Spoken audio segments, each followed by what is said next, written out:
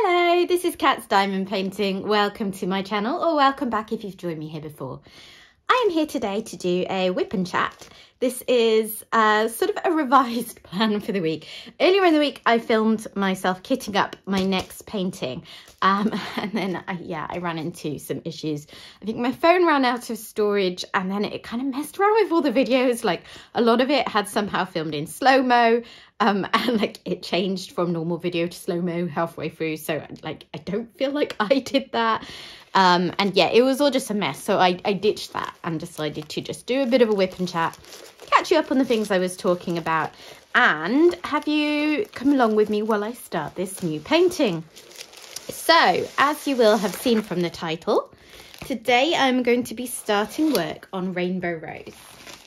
And this is a painting that I unboxed on the channel back in about May.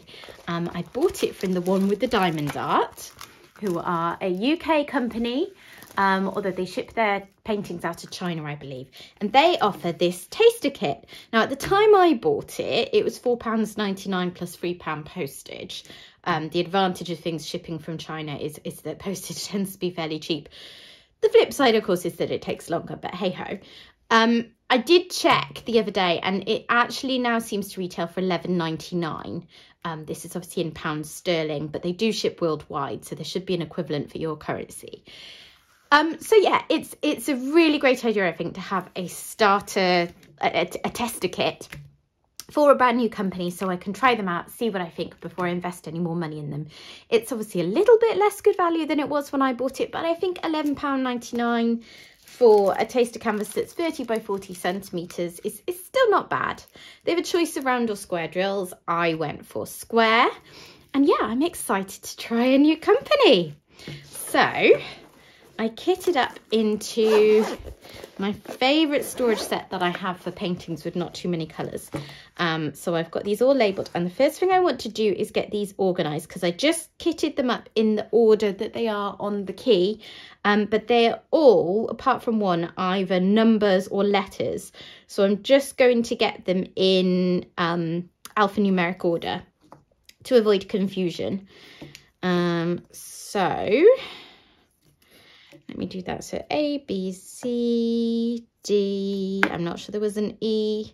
It skipped some for some reason. I guess maybe they're too similar, like an E and an F are pretty similar, aren't they? So G, H. Don't think we have an I. So J, K. No L, M, N. P. No P, I don't think. Q, no, so R, S, T, U, V, W, X, Y, Z. Oh, there was a Q. Okay, so let's move all of these up one.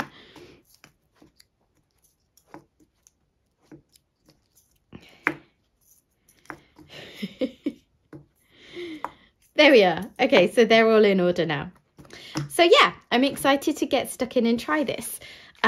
I really like the idea of having a taster kit, because this is a company that I would like to order more from. They've got loads of artists licensed to them now, including some really big names, like they have Josephine Wall, they have Dean Russo, who was highly in demand when he was briefly licensed with Diamond Art Club for a while.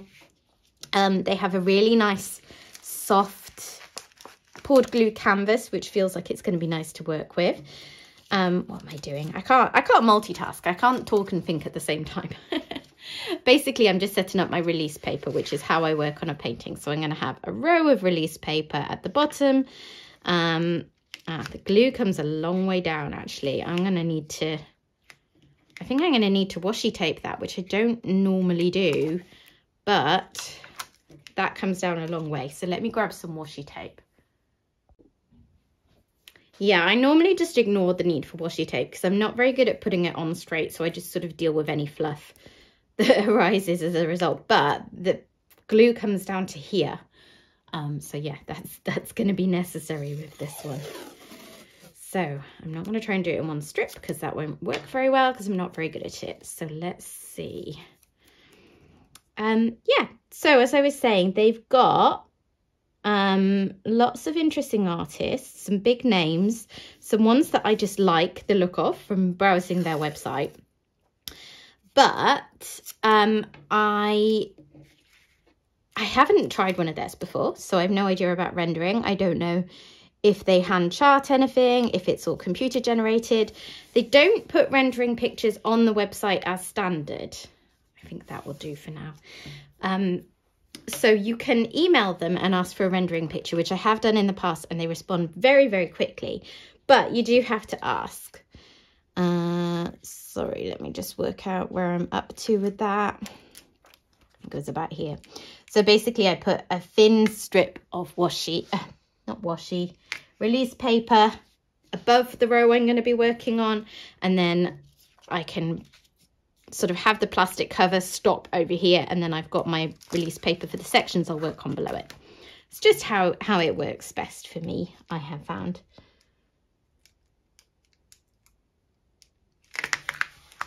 Yeah, so you can ask them for, that's annoying. Maybe I can manage without for that little section. I can move these over slightly.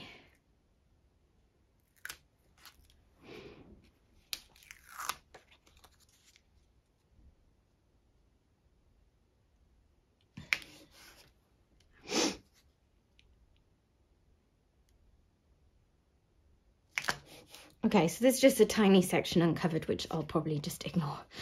So yeah, where was I? They've got a great range of artists. They're adding new artists all the time, but you have to ask for rendering pictures. So it's hard to kind of browse how they're going to look fully. You know, you can send off an email, and they're brilliant when I did do it and got back to me really quickly with the rendering pictures I'd requested.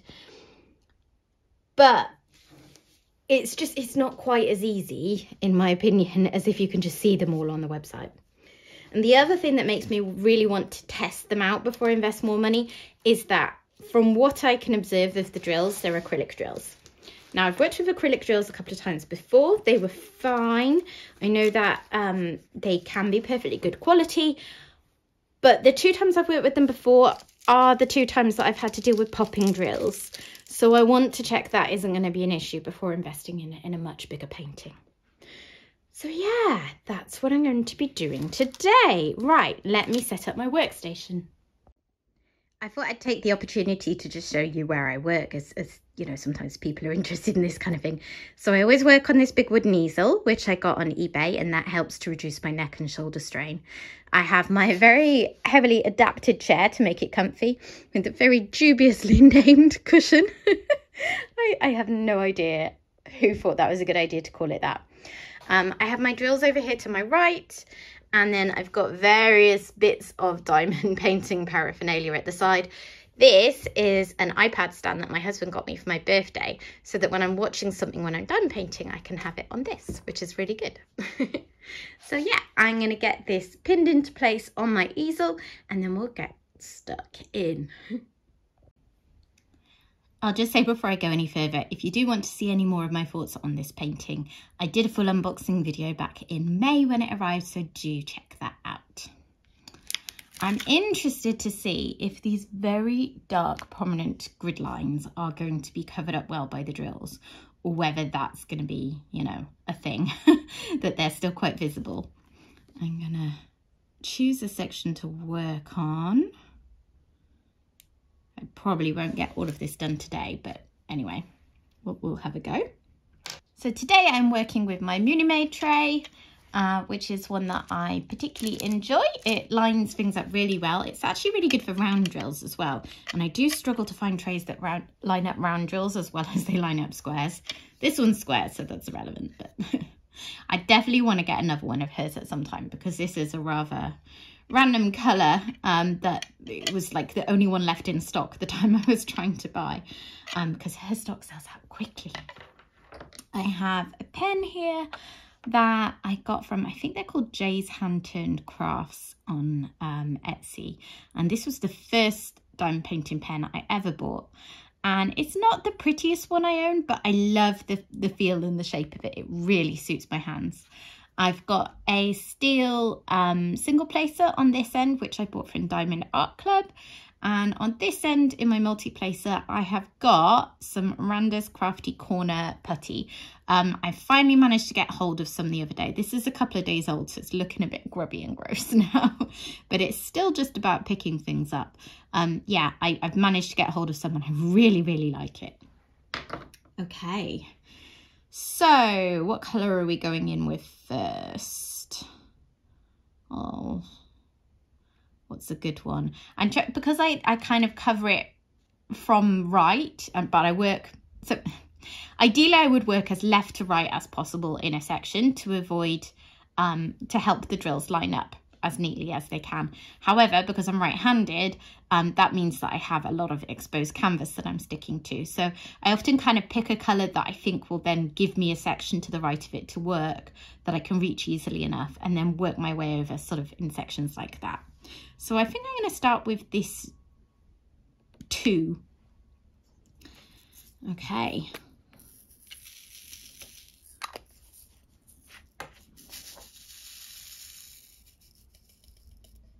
So this is how the drills line up in the tray. They line up pretty neatly. They look all right. I definitely still think they look like they're acrylic, which, as I say, can be fine. I know lots of people don't mind either way. It's just because my experiences personally haven't been so amazing. We'll see. Okay, first drills are on. So yeah, how is everyone doing today? It is Wednesday here. So yeah, middle of the week, hump day. And I'm all alone in the house because my husband is out teaching today in the university and my son is at school. A lot of kids aren't in school today, actually, in the UK, because the teachers union has got people out on strike, which, you know, I don't want to get into politics, but personally I do very much support, but his teacher is not on strike, so he's in school. I think the head teacher as well is also very supportive. So they were able to tell us last week which classes were closed. And I think it was only 5 classes in our school out of the, I guess, 14. I think the advantage that he had as being a supportive head teacher is that teachers were willing to tell him if they were on strike or not, which they are not obliged to do. Anyways, so yeah, I'm all alone in the house, apart from the cat, who I'm watching closely because I'm not entirely sure if he might be a bit ill. He's a little bit off his food. Yeah, off his food. He had, like, he seemed like his face was a bit sore yesterday. I don't know. I never know with him if he is ill or just, you know, having one of those days. I thought last night I'd have to take him to the vet this morning. And then when this morning came around, he seemed pretty much fine. So I don't really want to take him to the vet, which he finds massively traumatic, if I don't need to. I've got too big a tray for this, really. I think I might need to pick up a different one. Yeah, so it's just the 2 of us and I'm getting on with some diamond painting. And yeah, just getting on with my week. I didn't sleep very well last night, so if I'm a bit all over the place, sorry, I've just put fresh wax in this pen, so it's probably going to be shedding little bits of wax for the first little while. Do you know what? I'm going to actually get a different tray because for the amount of drills that I'm needing to shake out, this tray is a bit too big. So I'm going to switch to this Bella Art de Nicole basic tray that I've been really enjoying recently.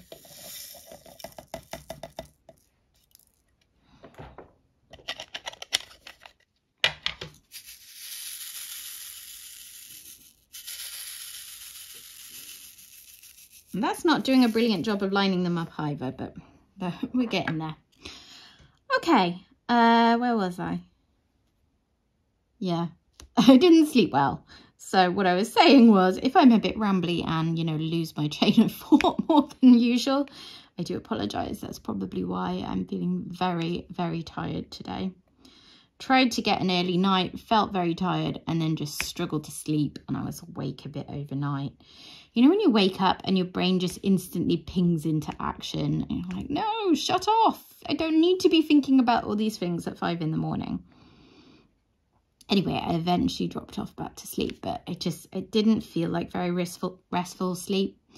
And I have an Apple Watch that I tend to wear at night. And I try not to like follow what it says religiously. Like if I feel like I had a good night's sleep and the watch says I was restless, then, you know, whatever, it got that wrong. But it did say last night that I didn't get very much quality sleep. So yeah. So far, and it's very early days, but these drills are going down quite nicely. I feel like I never do my neatest work when I'm trying to do it on camera, but they're going into place quite well, and they do seem to be covering up those black grid lines, although we'll have to see what that's like on a lighter section, because obviously these dark purple drills are going to be a bit more forgiving. So yeah, I hope that your day is going better than mine. Well, not that it's going badly, just, you know, it's probably going to feel like a bit of a long day. And I won't be able to go to bed too early tonight because my husband and I have been ploughing through series 4 of Jane the Virgin, because we were watching it sort of gradually every so often on Netflix. And then they said that it was leaving Netflix. Like today is the last day in the UK, and we were only about halfway through series 3 of 5. So we finished that, and then we made a start on series 4, and we've got 2 more episodes of series 4.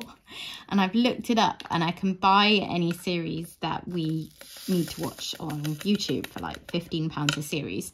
But we really don't want to have watched all but 2 episodes of a particular series and then need to spend £15 buying the whole series.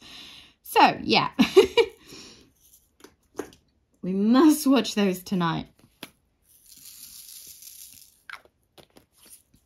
Let's get some pink on. So yeah. Anyway, that is enough blathering on about my day. One of the things that I wanted to talk about today was the fact that after almost a year on YouTube, I am finally approaching 1,000 subscribers. So I wanted to say, first of all, a massive, massive, massive thank you to everyone that has subscribed to the channel. It really does mean a lot. You know, I'm not the most confident of people, and it means so much when people are subscribing and watching, and hopefully therefore enjoying the videos that I put out. So yeah, thank you. And because I am feeling so very, very grateful for that at the moment, what I would love to do is when I hit 1,000 subscribers, hopefully at some point in the next couple of weeks, I would love to do some sort of giveaway. And the reason I'm saying this now is that if you are a company that makes diamond paintings or makes diamond painting accessories, and you feel like your products fit with the ethos of this group, so licensed artwork only, obviously accessories are a bit easier in that respect, and you would like to collaborate with me to make this a really good giveaway, then please drop me an email. I have my email address in the description box down below. So please take a look and drop me an email if you would like to collaborate with me. And obviously I will therefore be giving you some advertisement for your product by featuring that in the giveaway. I do have ideas about what I can do if nothing sort of works out in that regard, because I'd like to still do something, maybe give away something that I have used in the past or something along those lines. I don't know. Anyway, that is the plan if I can make it happen. So I would love to hear from you if you think you can help, and come back and check, you know, my subsequent videos if you are a subscriber and you would like to potentially enter that giveaway. If it happens, if I can make it happen, which is the plan. Other than that, what's been going on? So just sort of catching you up on life stuff a bit, really. Yeah, last week was a weird one. I think the last sort of chatty video I posted, I was explaining how it had been my husband's birthday, but my son was really ill heading into my husband's birthday. So like literally the night before, he woke up and he was feeling really ill. And then luckily he was feeling a lot better within, you know, that day. But he did keep having occasional random symptoms. Like he'd say his tummy hurt a bit. And he had no appetite all week. Like all week, it was a real struggle to get him to eat. He was just existing on, you know, whatever we could give him that he would fancy a bit more. Like, you know, jam sandwiches and occasional bit of cereal and that kind of thing. And I was kind of getting a little bit worried because it dragged on for so long. You know, I thought, how is it that he seems mostly fine, but he's still basically not eating? He's a 9-year-old growing boy, you know, he needs to eat. So I really don't know what all that was about. We thought it might have been food poisoning at the time, but there's no real way of knowing, is there? We were checking him for COVID because I know that can produce gastric symptoms in kids in particular. You know, that was all negative. So who knows, really? Just one of those things. But yeah, it was a strange week because he was in and out of school. He kept saying that his stomach hurt, and then we were sort of caught between being quite cautious, not wanting to send him if he didn't seem fine because he wasn't eating. It's like he's not always the most honest child ever about how he's doing if he gets a sniff of a day off school. Because he does really like to be off school and have a relaxing, chilled day at home. However, he wasn't eating. So it's like, well, he mostly seems fine, but like clearly something is up because he's not really eating. So he was in and out of school all week, literally. Like he was off on the Monday because it had been less than 48 hours since the bug had hit. And then he was in on Tuesday, and then he was off again on Wednesday, and then he was in on Thursday, and then he was off again on Friday. So yeah, it wasn't a great week, and affected sort of a few other things that I had on, but that's fine. And then it came to the weekend, and it was the day that we had planned to do my husband's birthday do for. So if you remember on my last video, I was explaining that with it being my husband's birthday, obviously we had plans. His parents were supposed to be coming down for the day, and then we were supposed to go out for food. So obviously we had to cancel that, which is fine. It's part and parcel of being a parent. You know, these things come up. But we'd rescheduled for this weekend, and we were getting a little bit nervous about my son like really not eating still and whether that was going to be okay. We were supposed to go out on Friday evening because my husband got me some sort of surprise for my birthday that we've already had to postpone a couple of times. And it involves eating out, all three of us. So we postponed that again because it got to Thursday evening, and it was like, he's really, really, really not eating still. It's not worth it. But then we had to go ahead on Saturday. We couldn't kind of wait for him to recover any longer because A, he was mostly well in himself. He just wasn't eating. And B, there wasn't going to be another time anytime soon that my in-laws could come down. So in the morning, my son had football. This is what I mean. Like, he was well enough to play football. He was just doing everything on not very much food, which is strange. You'd keep thinking that he wouldn't have much energy, but then he just seemed absolutely normal when he was doing exercise things. Yeah. So he played this game, and it was really exciting. It was a cup game, which means, so they have leagues, where they compete in other teams with other teams in the same league as them to see who goes up and down. This was a cup game, so you don't necessarily play a team in your league. And this team was a team that is in a higher league than our boys. And they also had 2 people in their team that are friends from school of my son. So that was quite fun for him. But yeah, it was exciting, you know, playing a big league game. Unfortunately, our team went down very quickly, 3-0. So we didn't think it was really going to be our day. But they rallied. I have to say, you know, all mummy bias aside, my son was playing really well, which was fun to watch. They all were, though. The team had a really strong performance. And I think the thing that's most impressive is they're 9, you know, well, 8 and 9. It's an under 9s team, which means you have to be under 9 at the start of the school year. So they're all now 8 or 9. So they could be forgiven for finding it a bit hard going 3-0 down fairly early on, like that was all in the first half.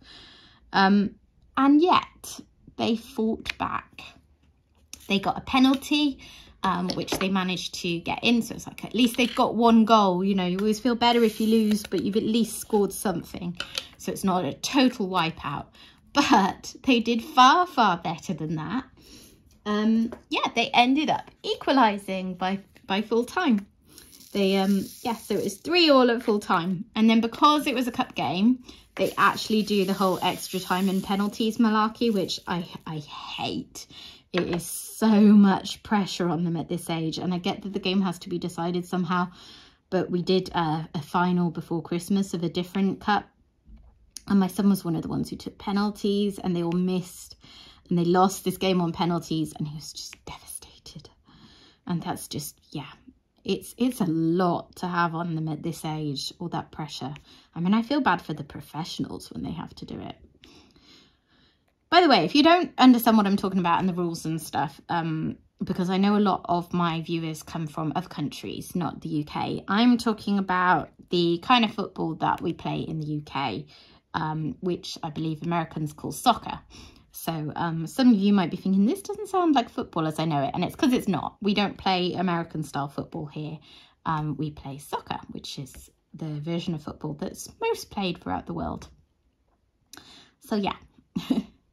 So it went to penalties again, and my son didn't have to take one. So that was a big relief. The coach picked different people.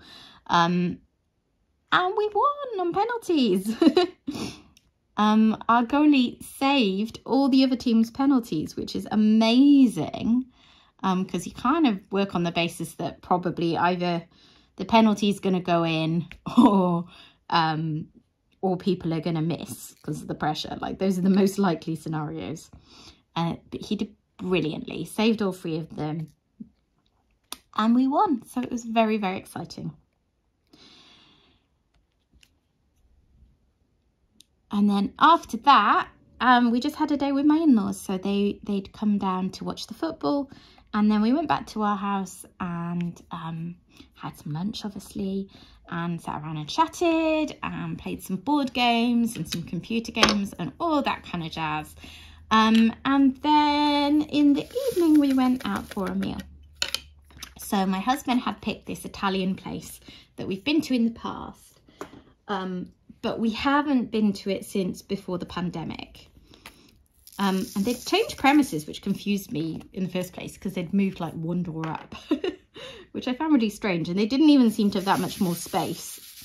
So I don't know what was going on there. I personally thought the older place was nicer, but anyway. So they do like really sort of simple, non-fancy, traditional Italian food. And I will say, I really enjoyed it there in the past. I didn't find it as good now. I don't know if that is because things have changed or they were having an off night or whatever.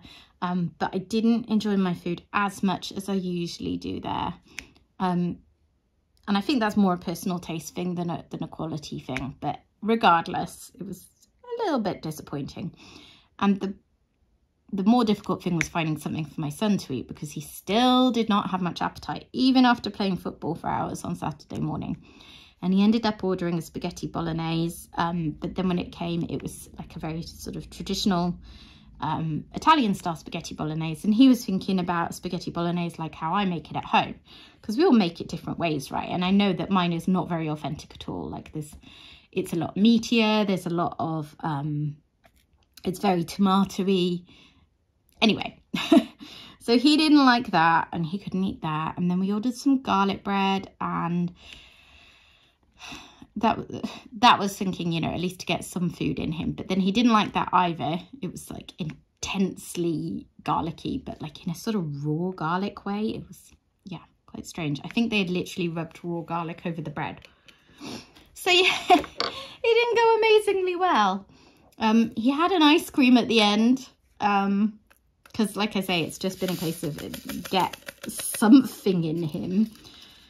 So he enjoyed that, but not the most successful meal ever. But my husband really enjoyed his pizza. I think my in-laws were quite happy, so it was fine. And then we got home and we were going to have a nice evening together once my son was in bed. But then I felt a bit weird and I thought, I can't surely have caught my son's stomach bug like 1 week later. You know, we definitely thought we were in the clear and that probably he'd had food poisoning. So yeah, I ended up going to bed quite early. And yeah, it wasn't a great night. Actually, like, there's nothing gross, so, you know, spoiler alert if you don't like any talk about it. But basically, I lay in bed and I couldn't sleep and I felt periodically really sick, but then that would pass. And I actually wasn't ill. And it all passed and I woke up in the morning feeling fine. It just wasn't that fun a night, I suppose. So, yeah, that was our weekend. I feel like it still maybe wasn't the best birthday celebration for my husband because, you know, our son still wasn't quite right and the food wasn't amazing and all the rest. But at least we got to do it and see his parents. And it wasn't too long after his actual birthday. So he just turned 39, the same as me. We're only 11 days apart in age. So we've, of course, been talking about what we're going to do next year, which is really strange to think about turning 40. I'm not, you know, particularly bothered about it, but it is, I think that's quite a mental adjustment to go from being 30-something to 40-something. And we want to celebrate it together. And the nice thing about us both being more or less the same age, very similar birthdays, is it's a lot easier to justify a big celebration for both of us. I'm hoping maybe our families might do something for us. Like, my family have definitely thrown parties for some of my other siblings when they've reached big ages, so I'll be a bit miffed if they don't want to do something to celebrate. How's that got there? But yeah, we'd quite like to go away somewhere. I think my in-laws would happily have my son, and maybe my husband and I will go away. He has ideas about going to the Olympics next year in Paris, because 13 years ago almost now, the Olympics were in London and we actually managed to get tickets and go, and it was just the most amazing day. We had such a brilliant time. The atmosphere was electric. But even back in 2012, it was really expensive. I think the tickets were like £90. And for it to be in Paris, like, my husband would say we could do that because it's like the closest it's going to be to us for a long time, which is true, but it's not just down the road. It does involve traveling to Paris, staying somewhere. Everything's going to have the prices jacked up, isn't it? Like, you're not going to be able to stay anywhere in Paris, I think, without it costing a fortune, because it's not cheap at the best of times. And then we could stay somewhere much further away, but then you've got to deal with the travel. So I don't know. I don't know what my husband did in the end. I think he had to put our names into a ballot by yesterday to see if we got the right to buy tickets or not, because it's not just automatic that you can buy them. You have to kind of go in a sort of, yeah, like a kind of a right to buy ballot, basically. So yeah, we'll see if we get the right to buy some, then I guess we will have a serious conversation about it then. But I am a little bit worried about how expensive it could get to be. I'm getting hungry, so I think I'm just going to do a little bit more and then I will think about heading off and getting some lunch soon, because I've been waffling on for a while. So this week I have got to, well, I've been catching up on some jobs and things that I didn't manage to do last week with my son being on and off school so much. Diamond painting wise, I have been working on House on a Cliff. It's, I think, my favourite painting I've ever worked on so far. It used to be Family Circus, and it's a close one, but I'm really, really enjoying House on a Cliff. That said, I've done maybe 3/4 of it. And the last section I think is going to be quite slow going because it looks very confetti heavy. So I don't think I'll be that soon posting a finish, but hopefully not too long. It's been absolutely gorgeous despite the issues that I had with it, which I mentioned in my end of Q4 review video at the end of December or the start of January or something. So yeah, absolutely stunning. Really, really enjoying it. So I've been working on that, and now I'm starting this. And the thinking with this was, I had these goals to like try new companies. So I've spoken earlier in the video about how I want to try this company. I like the idea of doing the taster to see if I get on with them, so I can, you know, potentially order more bigger paintings from them. But also I just spoke more generally in that review video about how one of my goals for diamond painting this year is to try more companies, because I'm a bit set in my ways. I'm a bit spoiled by the quality that I get from Diamond Art Club. I buy a lot of paintings from them. They are my favourite, and I doubt that that will change. But they're not the be-all and end-all. Other companies have plenty to recommend them as well. None the least, they have artists that Diamond Art Club doesn't have. So yeah, I don't want to be like totally pigeonholed as a Diamond Art Club channel. I want to be trying other things for my experience and for yours, really.